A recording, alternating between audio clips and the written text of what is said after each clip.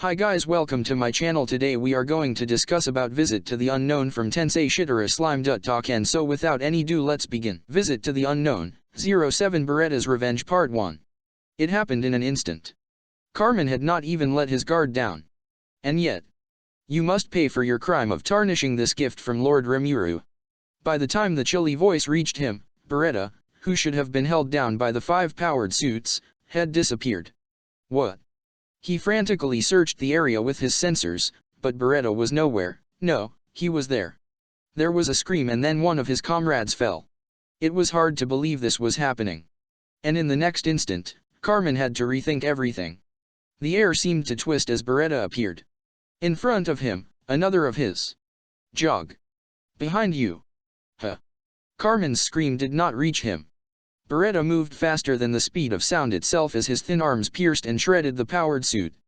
Numerous tentacles pulled Jog out, and the empty powered suit crumbled to the ground. What had happened to the first man? He now understood. I'm impossible. What the? He got 2 of us in a second. The 2 others whispered to each other. Carmen felt the same. However, unlike his men, who were merely shocked, Carmen was thinking of a way out of this. How did he move like that just now? It was as if space had moved. Could it be space teleportation? Moving that fast should cause shock waves. However, no such thing had occurred. He had moved faster than sound without affecting the atmosphere. Carmen had never heard of such a thing, not even as a rumor. So then, it couldn't have been movement, but teleportation. And his thinking was close to the truth. Beretta's ultimate gift, Deus Ex Machina's space manipulation, allowed him to change his own position. It was limited to an area that he could see, but it was the same thing as teleportation. What? Stop. A third man was caught by Beretta now. Carmen saw this and moved. Damn it. Don't underestimate me. He had readied his neutron launcher after the second man had fallen, and he now fired it without hesitation. It was possible that he would hit his own men, but he had decided that it was a sacrifice he was willing to make in order to take down the monster that was Beretta. The neutron beam turned into a missile that shot towards Beretta at the speed of light. The effect would be the transfer of an immense amount of kinetic energy as a reaction of colliding with the target, turning the target into hot plasma. Or it should have. What the? Impossibly. A phenomenon that was so unreal was occurring before Carmen's very eyes. The neutron beam had changed course right before hitting Beretta and disappeared into the ceiling. In Carmen's machine-assisted vision, he could see the afterglow of the neutron beam as it reacted with the atomic nucleus in the atmosphere and turned into plasma before disappearing into the ceiling. There was enough information to assure him that this was no observation error. Beretta was still standing there. However, he wasn't idle. Crunch, crack, snap, the eerie sounds erupted as the tips of Beretta's tentacles worked to destroy the powered suit it had removed. This process seemed like a display of Beretta's fury, and Carmen could not help but feel a sense of dread. What did you just do? He could no longer stand the sight, and so he asked the question. He didn't even expect an answer, but it came surprisingly quickly. It is simple. I determined the nature of the attack and I dealt with it accordingly. I suppose it is a weapon that gathers together particles and unleashes it at a tremendous speed. A frightful thing, however, said Beretta, before continuing. It seemed simple enough to alter the angle of space and send the beam off course. Because as long as the particles did not react to the atomic nucleus of the target, it was not a threat. You are saying you understood it after the first attack? But, how are you unharmed? I saw you get hit. Unharmed? You ruined the mask that Lord Rimuru gave to me. And you say unharmed. And not only that, but this face that should be hidden. Beretta looked like he was trying to control his anger. While the hole in his stomach seemed like it should have been the bigger problem, he was more preoccupied with the mask he held in his hands. Beretta was terribly warped and this was making it harder for Carmen to think clearly.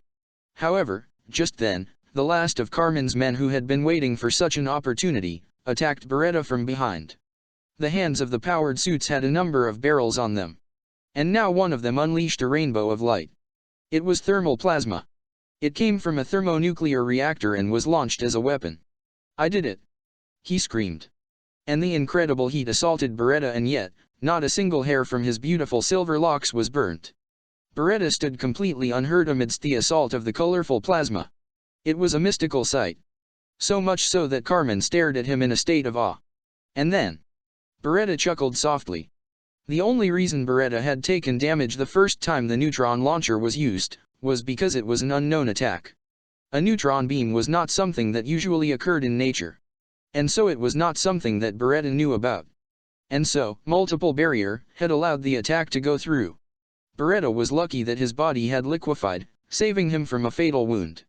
But now that he knew, it was possible to use multiple barrier to defend himself, but he had considered that it would cause a great explosion, and so he has opted to use space manipulation instead. It was easy enough for Beretta to predict the point that the neutron beam would fire from the angle of Carmen's arms. While there wasn't much point in considering other possibilities if Carmen had used the neutron launcher as his opening attack instead of hyper-impact, Beretta's body would have likely turned into plasma and been destroyed. And even if he didn't die, it would have taken a while for him to completely regenerate. The reason that his head hadn't been blown off was that it had evolved into the ultimate metal, Hierokan. Hierokan was not only unalterable in nature, but it could not be destroyed from such half-baked outside influences. And of course, its nature could not be changed. But now he knew how to deal with it all. As for the thermal plasma, it was something Beretta was very familiar with. So there was no problem. While there were limits depending on the amount of energy stored, Beretta's natural elements immunity could nullify normal high-temperature attacks. That being said, there was no energy in this world, so he wasn't in the best condition. And so while it wasn't much, Beretta had taken a little damage earlier. But that was then. As he was now, Beretta could not be affected by their thermal plasma weapons. Because... Bastard, what is happening with you? How are you immune to the plasma? Carmen's last man saw that Beretta was unharmed after the attack, and he was thrown into a state of fear. This brought Carmen back out of his trance. Carmen could not blame him for his confusion. What they were seeing was so far from what was considered normal, that it was hard to maintain your sanity. The plasma that was directed at Beretta had been blocked by barriers all around him and was being sent up through the large hole in the ceiling. It dispersed in the sky and disappeared. That had been a feature of the beam barrier, which the powered suits had been equipped with. And then Carmen realized it.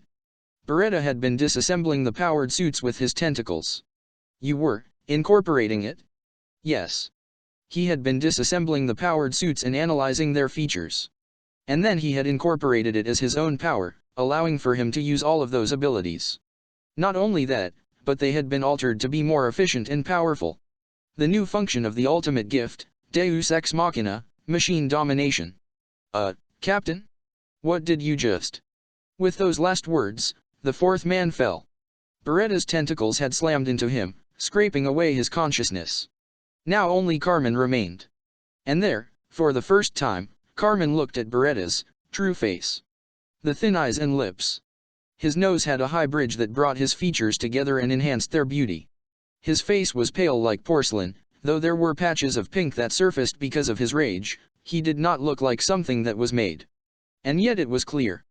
Yes, this thing is not human. However, how beautiful. That was the word that spilled from Carmen's lips. It had to be artificial, but it was beautiful in a way that conquered the uncanny valley. Carmen could not imagine what materials had to be used in order to create such detailed features. His praise was completely from the heart. He was not aware for a moment that Beretta's tentacles had been unleashed. They came down on him like rain, sending his consciousness into darkness. Carmen was a survivor of that city that had fallen.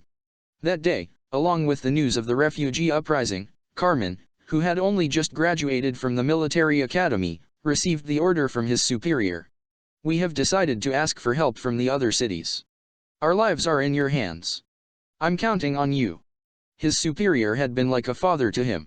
And he said this with gentle eyes. Carmen could still remember it clearly.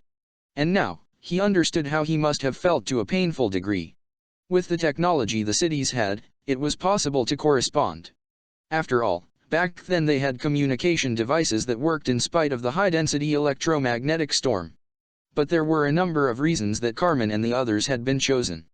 There were universal strategic reconnaissance aircrafts that could fly through the electromagnetic storm, but most of them had been destroyed during the Great War.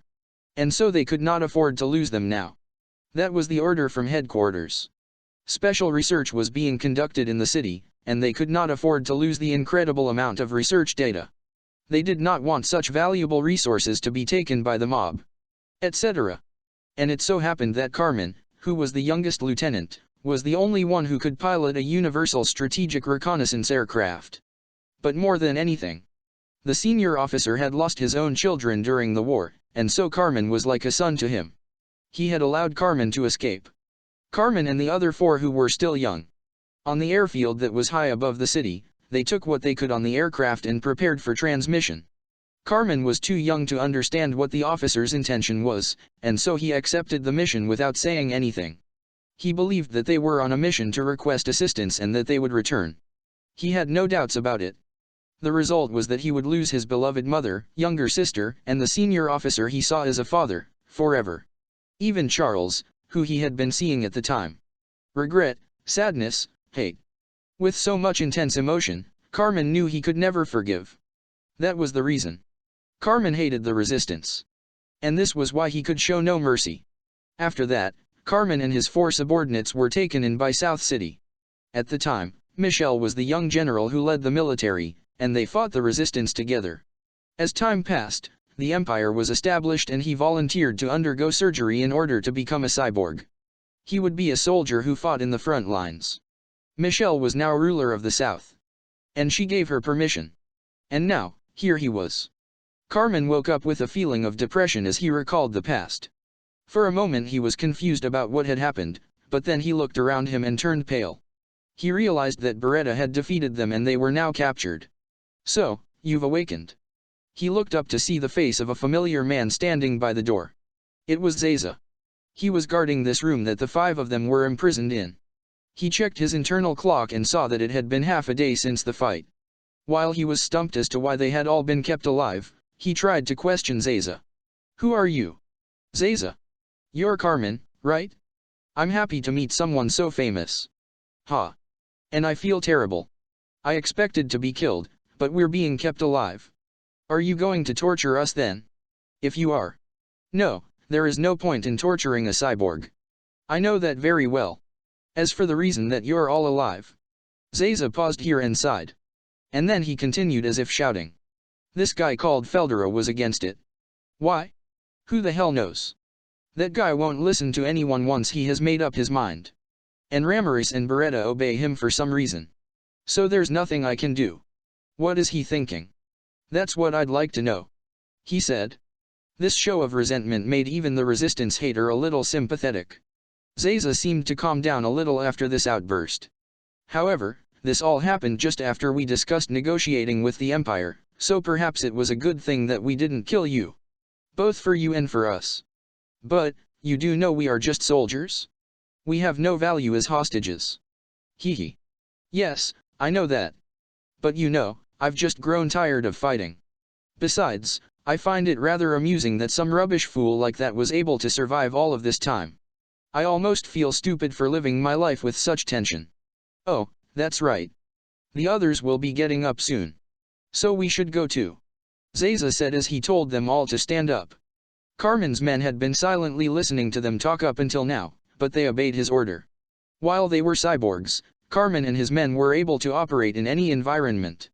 As everything but their brains was a machine, it allowed them to move under any circumstances. That being said, without the powered suits, their combat abilities were only slightly better than humans. Zaza was well aware of this, so he called to Karma and his men without much caution. Can you hurry up? As I said, this Feldera guy starts doing things the moment you let him out of your sight. While Sharma and Rindo are probably with him, you can never be too careful. So saying he rushed them along and through the town square. And that is where Carmen saw it. Ka-ha-ha-ha-ha. Get in line. Get in line. I will serve you until you are all satisfied. Said a good-looking man with dark skin. He was laughing happily. Obviously, this was Feldera. And he was cooking something on a grill that Carmen had never seen before. But there was a sweet smell in the air. And the sounds of food sizzling on the grill was enough to make the heart soar. Children were waiting in line with plastic plates in their hands. Adults watched them with slightly embarrassed smiles. And when the children got their food and ate it, their faces lit up with happiness. Do you understand? You are to give me the rarest parts. Yes. I know. Good. Ka-ha-ha-ha-ha. Carmen could hear the conversation. The atmosphere here was so peaceful. It was as if the fight of yesterday were a dream. It was so surprising that they could do nothing but stand there in silence. However, Zaza was to become even more surprised than they were. After all, what do you think you are doing? Zaza's shout echoed throughout the town square. What he was passing out to the children was pancakes. Ramiris was flying around them and trading honey, maple syrup, and a variety of fruit jam for parts. She was now helping Feldera by gathering them. Lord Ramiris. You too. Ha. Zaza said tiredly. Ramiris tried to laugh it off. Don't be so angry, Zaza. Why don't you have one? It's on the house, you know? Feldera said as he offered a pancake to him. You know I can't eat. Zaza practically screamed as he pushed the plate back. Oh, that is right. I forgot about that. Kahahahaha. Zaza was annoyed at how carefree his laughter was, and he wanted an explanation as to how this had happened. But it was Rindo, not Feldera, who answered him. Now, Mr. Zaza. Feldera had thought this whole thing through. There is no need to act in this way now, is there? Rindo said this while holding a plate firmly in his hands. Rindo? You aren't, did he buy you with those pancakes? Zaza asked. Veins were popping all over his forehead. Rindo averted his gaze. Not really. There may have been some high-level political transactions, but that is all. I would never be bribed. He said. Zaza gritted his teeth with anger at this nonsense, but he soon caught sight of something even more surprising. Thank you for watching. Like, share and subscribe for more content.